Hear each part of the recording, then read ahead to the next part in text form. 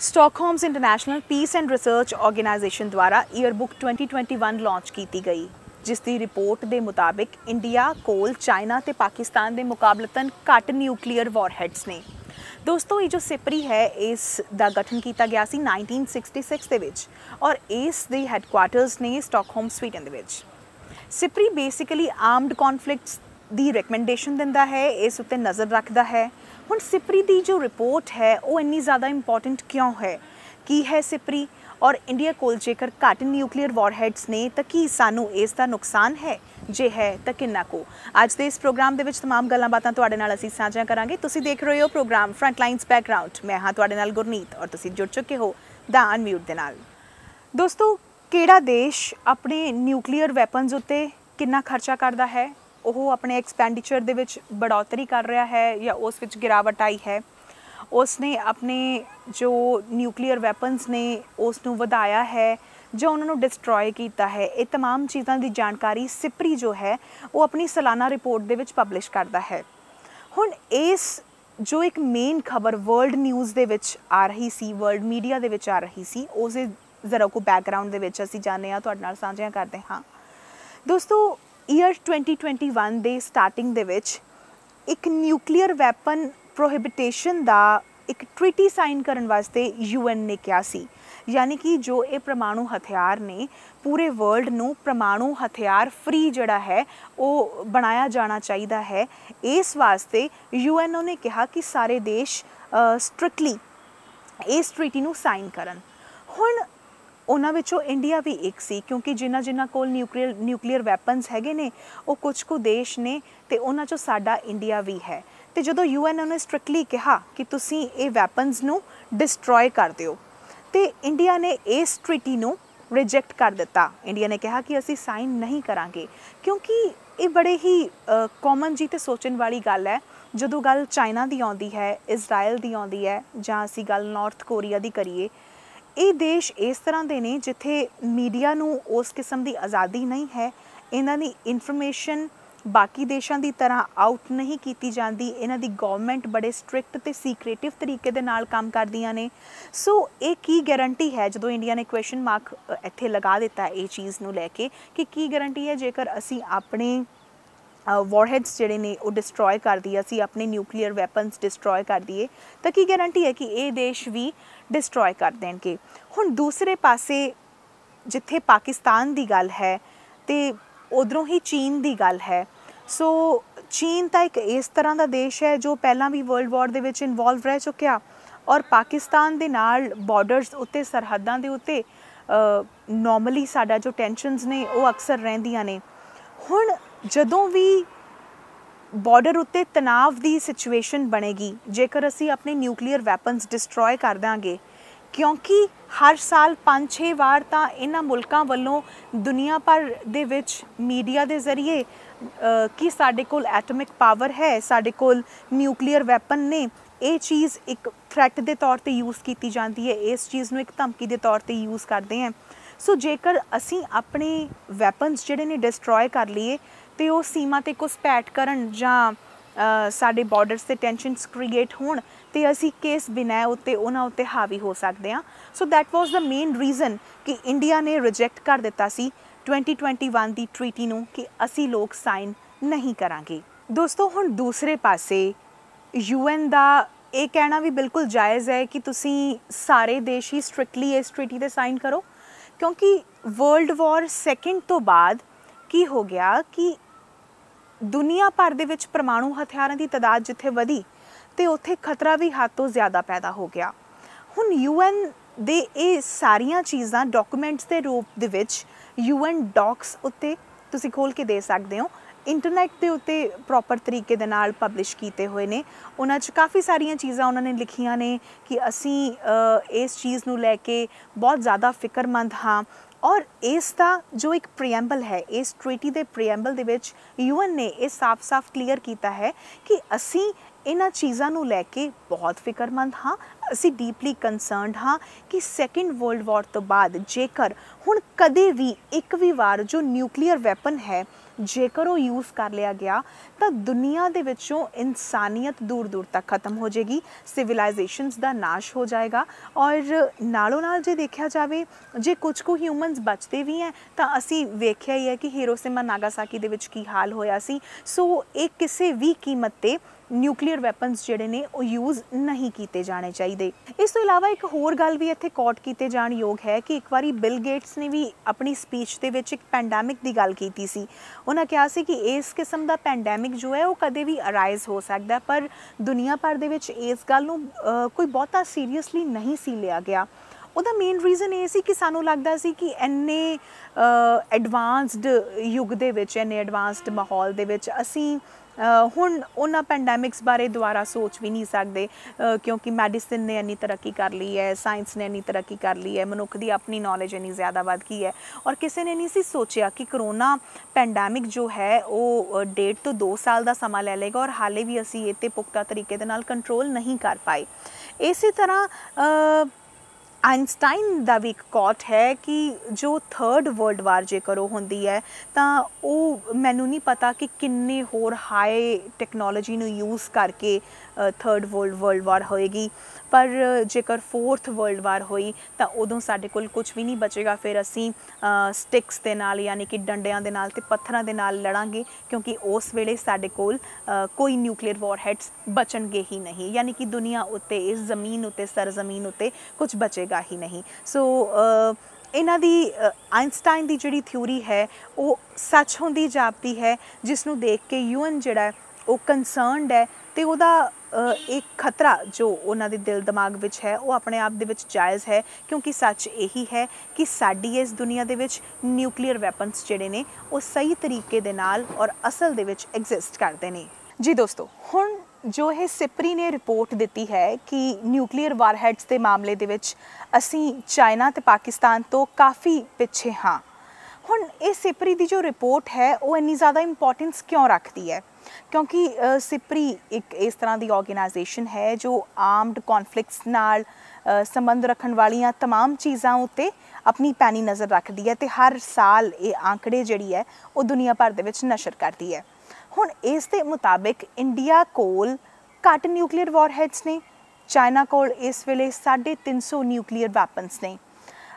ਦੋਸਤੋ, ਜਦੋਂ 2nd world war ਹੋਈ ਸੀ, 2nd ਵਰਲਡ ਵਾਰ ਤੋਂ ਬਾਅਦ ਅਮਰੀਕਾ ਕੋਲ ਨਿਊਕਲੀਅਰ ਵੈਪਨ ਆ ਗਿਆ ਸੀ। ਸੋ ਉਸਨੇ ਜਿਸ ਤਰ੍ਹਾਂ ਹੀ ਆਪਣੇ ਆਪ ਨੂੰ ਐਟੋਮਿਕ ਪਾਵਰ ਦੇ ਵਿੱਚ ਡਿਵੈਲਪ ਕੀਤਾ ਅਤੇ ਨਾਲੋਂ ਨਾਲ ਹੀ ਫਿਰ ਜੋ ਸੋਵੀਅਤ ਸੀ, ਯਾਨੀ ਕਿ ਸੋਵੀਅਤ ਯੂਨੀਅਨ ਦੇ ਵਿੱਚ ਸਾਰਾ ਰਸ਼ੀਆ ਆ ਜਾਂਦਾ। ਸੋਵੀਅਤ ਨੂੰ ਟੈਨਸ਼ਨ ਹੋ ਗਈ ਕਿ ਅਸੀਂ ਵੀ ਕਿਉਂ ਨਾ ਹੁਣ ਆਪਣੇ ਆਪ ਨੂੰ ਨਿਊਕਲੀਅਰ ਵਾਰਹੈਡਸ ਵਾਈਜ਼ ਜੋ ਹੈ ਨਿਊਕਲੀਅਰ ਵੈਪਨਸ ਜਿਹੜੇ ਨੇ ਉਹ ਅਸੀਂ ਵੀ ਬਣਾਉਣੇ ਸ਼ੁਰੂ ਕਰ ਦਈਏ।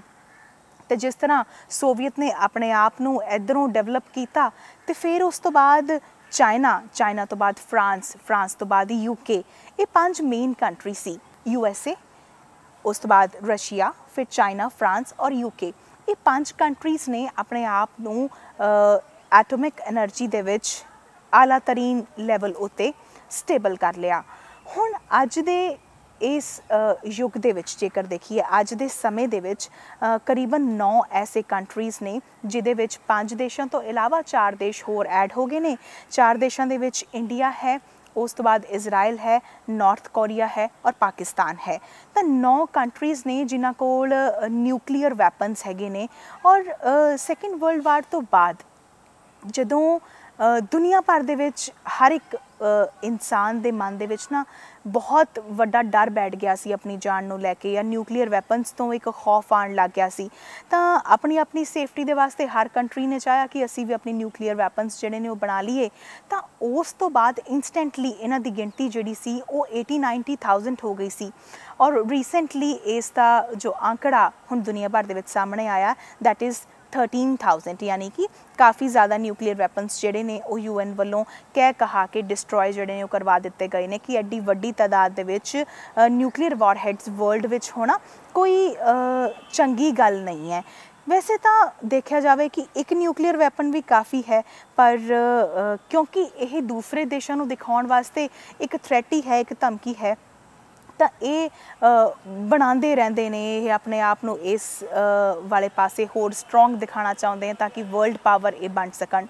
ਹੁਣ ਅਮਰੀਕਾ ਤੋਂ ਬਾਅਦ ਫਿਰ ਜਿਸ ਤਰ੍ਹਾਂ ਮੈਂ ਗੱਲ ਕੀਤੀ ਕਿ ਹੋਰ ਕੰਟਰੀਜ਼ ਨੇ ਵੀ ਇਹਨਾਂ ਨੂੰ ਬਣਾ ਲਿਆ ਤੇ 1969 ਦੇ ਵਿੱਚ ਇਹਨਾਂ 5 ਕੰਟਰੀਜ਼ ਦੇ ਨਾਲ ਮਿਲ ਕੇ ਤੇ ਯੂਐਨ ਦੇ ਹੋਰ ਜਿਹੜੇ ਕੰਟਰੀਜ਼ ਸੀ ਖਾਸ ਕਰ ਯੂਐਨ ਵੱਲੋਂ ਕਿਹਾ ਗਿਆ ਇੰਡੀਆ ਨੂੰ ਵੀ ਕਿ ਤੁਸੀਂ ਆਪਣੇ ਜਿਹੜੇ ਨਿਊਕਲੀਅਰ ਵੈਪਨਸ ਨੇ ਉਹ ਡਿਸਟਰੋਏ ਕਰ ਦਿਓ। ਤੇ ਇੰਡੀਆ ਨੇ ਕਿਹਾ ਕਿ ਸਾਨੂੰ ਇਹ ਟ੍ਰੀਟੀ ਸਾਈਨ ਕਰਨ ਦੇ ਵਿੱਚ ਕੋਈ ਹਰਜ਼ ਨਹੀਂ ਹੈ ਕਿ ਪੂਰੇ ਵਰਲਡ ਨੂੰ ਅਸੀਂ ਨਿਊਕਲੀਅਰ ਵੈਪਨ ਫ੍ਰੀ ਵਰਲਡ ਜਿਹੜਾ ਹੈ ਉਹ ਬਣਾਵਾਂਗੇ, ਪਰ ਕੀ ਤੁਸੀਂ ਸਾਨੂੰ ਇਸ ਗੱਲ ਦੀ ਗਾਰੰਟੀ ਦਿੰਦੇ ਹੋ ਕਿ ਤੁਸੀਂ ਆਪਣੇ ਨਿਊਕਲੀਅਰ ਵੈਪਨਸ ਜਿਹੜੇ ਨੇ ਉਹ ਡਿਸਟਰੋਏ ਕਰ ਦੋਗੇ? ਜੇ ਤੁਸੀਂ ਡਿਸਟਰੋਏ ਕਰ ਦੋਗੇ ਤੇ ਅਸੀਂ ਵੀ ਕਰਨ ਨੂੰ ਤਿਆਰ ਹਾਂ। ਤੇ ਜਿਸ ਤਰ੍ਹਾਂ ਇੰਡੀਆ ਨੇ ਰਿਫਿਊਜ਼ ਕੀਤਾ ਉਸੇ ਤਰ੍ਹਾਂ ਫਿਰ ਪਾਕਿਸਤਾਨ ਕਹਿੰਦਾ ਕਿ ਅਸੀਂ ਵੀ ਨਹੀਂ ਕਰਦੇ ਔਰ ਇਜ਼ਰਾਈਲ ਕਹਿੰਦਾ ਕਿ ਸਾਨੂੰ ਵੀ ਕੀ ਲੋੜ ਹੈ। ਔਰ ਗੱਲ ਰਹੀ ਨਾਰਥ ਕੋਰੀਆ ਦੀ, ਨਾਰਥ ਕੋਰੀਆ ਤਾਂ ਵੈਸੇ ਹੀ ਮਸਤ ਮੌਲਾ ਕਿਸਮ ਦਾ ਦੇਸ਼ ਹੈ, ਉਹ ਵੈਸੇ ਹੀ ਇੱਕ ਸੈਟ ਅਸਾਈਡ ਆਪਣੇ ਆਪ ਨੂੰ ਰੱਖਦਾ, ਬਹੁਤ ਘੱਟ ਕੰਟਰੋਵਰਸੀਜ਼ ਵਿੱਚ ਆਉਂਦਾ ਹੈ, ਉਸਦਾ ਨਾਮ ਬਹੁਤ ਘੱਟ ਚੀਜ਼ਾਂ ਦੇ ਵਿੱਚ ਆਉਂਦਾ। ਸੋ ਉਹ ਤਾਂ ਵੈਸੇ ਇੱਕ ਸਾਈਡ 'ਤੇ ਸੀ ਤੇ ਉਹਨੇ ਤਾਂ ਆਲਰੇਡੀ ਰਿਫਿਊਜ਼ ਕਰਨਾ ਹੀ ਸੀ ਇਹਨਾਂ ਚੀਜ਼ਾਂ ਨੂੰ। ਸੋ ਇੱਥੇ ਇੰਡੀਆ ਜਿਹੜਾ ਹੈ ਉਹ ਰਿਫਿਊਜ਼ ਕਰ ਦਿੰਦਾ, ਰਿਜੈਕਟ ਕਰ ਦਿੰਦਾ ਇੱਕ ਪ੍ਰਪੋਜ਼ਲ ਕਿ ਅਸੀਂ ਆਪਣੇ ਜੋ ਨਿਊਕਲੀਅਰ ਵੈਪਨਸ ਹੈ ਉਹ ਕਿਸੇ ਵੀ ਕੀਮਤ 'ਤੇ ਡਿਸਟਰੋਏ ਨਹੀਂ ਕਰਾਂਗੇ। ਇਸੇ ਤਰ੍ਹਾਂ USA ਕੋਲ ਕਰੀਬਨ 5500, ਚਾਈਨਾ ਕੋਲ 350, ਫਰਾਂਸ ਕੋਲ 290, UK ਕੋਲ 225, ਇਜ਼ਰਾਈਲ ਕੋਲ 90, ਇੰਡੀਆ ਕੋਲ 156, ਪਾਕਿਸਤਾਨ ਕੋਲ 165 ਔਰ ਨਾਰਥ ਕੋਰੀਆ ਕੋਲ ਲਗਭਗ 40-50 ਨਿਊਕਲੀਅਰ ਵੈਪਨਸ ਅੱਜ ਦੇ ਜ਼ਮਾਨੇ ਵਿੱਚ ਮੌਜੂਦ ਨੇ। ਜੀ ਦੋਸਤੋ, ਹੁਣ ਦੁਨੀਆ ਭਰ ਦੇ ਵਿੱਚ ਇਹ ਆંકੜੇ ਜਿਹੜੇ ਦੱਸੇ ਜਾਂਦੇ ਹੈ ਕਿ ਫਲਾਣੇ ਕੰਟਰੀ ਕੋਲ ਇੰਨੇ ਜ਼ਿਆਦਾ ਨਿਊਕਲੀਅਰ ਵਾਰਹੈਡਸ ਨੇ, ਉਹਨਾਂ ਕੋਲ ਇੰਨੇ ਐਟਮਿਕ ਬੰਬਸ ਹੈਗੇ ਨੇ। ਸੋ ਉਹ ਜਿੰਨੇ ਦੱਸੇ ਜਾਂਦੇ ਨੇ ਅਸਲ ਦੇ ਵਿੱਚ ਤਾਦਾਦ ਜਿਹੜੀ ਹੈ ਉਹ ਤੋਂ ਕਿਤੇ ਜ਼ਿਆਦਾ ਹੁੰਦੀ ਹੈ, ਕਿਉਂਕਿ ਕੋਈ ਵੀ ਕੰਟਰੀ ਐਗਜ਼ੈਕਟ ਜਿਹੜੇ ਨੰਬਰਸ ਹੈ ਉਹ ਨਹੀਂ ਦੱਸਦਾ। ਹੁਣ ਗੱਲ ਇਹ ਹੈ ਕਿ ਜਿਹੜੀ ਸਿਪਰੀ ਦੀ ਰਿਪੋਰਟ ਜਿਸ ਦੀ ਅਸੀਂ ਗੱਲ ਕਰ ਰਹੇ ਹਾਂ ਕਿ ਜਿਸਨੇ ਕਿਹਾ ਕਿ ਸਾਡੇ ਕੋਲ ਚਾਈਨਾ ਔਰ ਪਾਕਿਸਤਾਨ ਤੋਂ ਘੱਟ ਨਿਊਕਲੀਅਰ ਵਾਰਹੈਡਸ ਹੈ, ਤਾਂ ਸਾਨੂੰ ਇਸ ਦਾ ਨੁਕਸਾਨ ਨਹੀਂ ਹੈ ਔਰ ਨਾ ਹੀ ਸਾਨੂੰ ਘਬਰਾਉਣ ਦੀ ਲੋੜ ਹੈ, ਕਿਉਂਕਿ ਇੰਡੀਆ ਕੋਲ ਆਪਣੇ ਕੋਲ ਹੀ ਮਿਜ਼ਾਈਲਸ ਦਾ ਜ਼ਖੀਰਾ ਹੈ। ਸਾਡੇ ਕੋਲ ਮਿਰਾਜ ਹੈ, ਸੁਖੋਏ ਹੈ, ਅਗਨੀ ਮਿਸਾइल्स ਨੇ, ਪ੍ਰਿਥਵੀ 2 ਮਿਸਾइल ਹੈ, ਉਸ ਤੋਂ ਬਾਅਦ ਨਾਗ ਮਿਸਾइल ਹੈ, ਹੋਰ ਬਹੁਤ ਸਾਰੇ ਸਾਡੇ ਕੋਲ ਸਬਮਰੀਨਸ ਨੇ। ਰਾਫੇਲ ਦਾ ਅਸੀਂ ਕੀਤਾ ਹੈ ਹਾਲ ਹੀ ਸੌਦਾ, ਉਸ ਤੋਂ ਬਾਅਦ ਜੈਗੁਆਰ ਹੈ, ਮਿਰਾਜ ਨੇ। ਦੋਸਤੋ ਇਹ ਤਮਾਮ ਸਾਡਾ ਜੋ ਡਿਫੈਂਸ ਸਿਸਟਮ ਹੈ ਉਸ ਨੂੰ ਸਟਰੋਂਗ ਕਰਦੇ ਨੇ।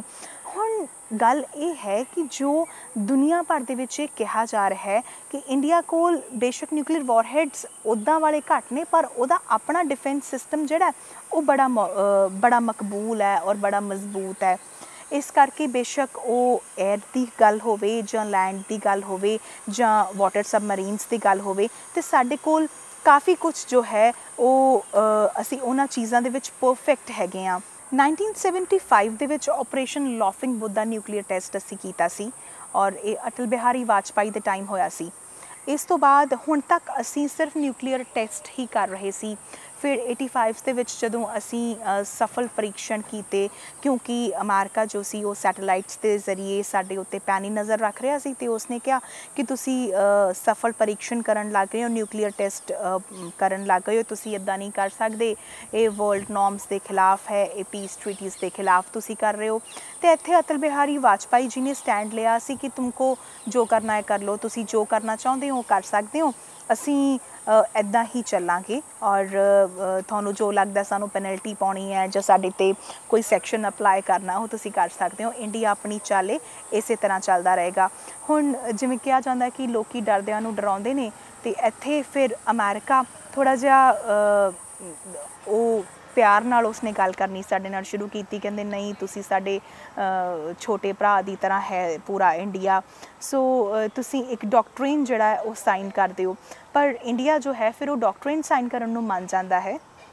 ਉਹ ਡਾਕਟਰੀਨ ਹੈ ਕਿ ਨੋ ਫਸਟ ਯੂਜ਼, ਯਾਨੀ ਕਿ ਕੁਛ ਮਰਜ਼ੀ ਹੋ ਜਾਏ, ਜਿੰਨੀ ਮਰਜ਼ੀ ਵਰਸਟ ਤੋਂ ਵਰਸਟ ਕੰਡੀਸ਼ਨਸ ਬਣ ਜਾਣ, ਇੰਡੀਆ ਕਦੇ ਵੀ ਇਹ ਜਿਹੜੇ ਵੈਪਨਸ ਨੇ, ਨਿਊਕਲੀਅਰ ਬੋਮਬਸ ਨੇ, ਉਹਨਾਂ ਨੂੰ ਪਹਿਲਾਂ ਯੂਜ਼ ਨਹੀਂ ਕਰੇਗਾ, ਮਤਲਬ ਪਹਿਲ ਉਹ ਨਹੀਂ ਕਰੇਗਾ। ਸੋ ਇੱਥੇ ਫਿਰ ਇਹ ਸਮਝੌਤਾ ਹੋਇਆ ਸੀ।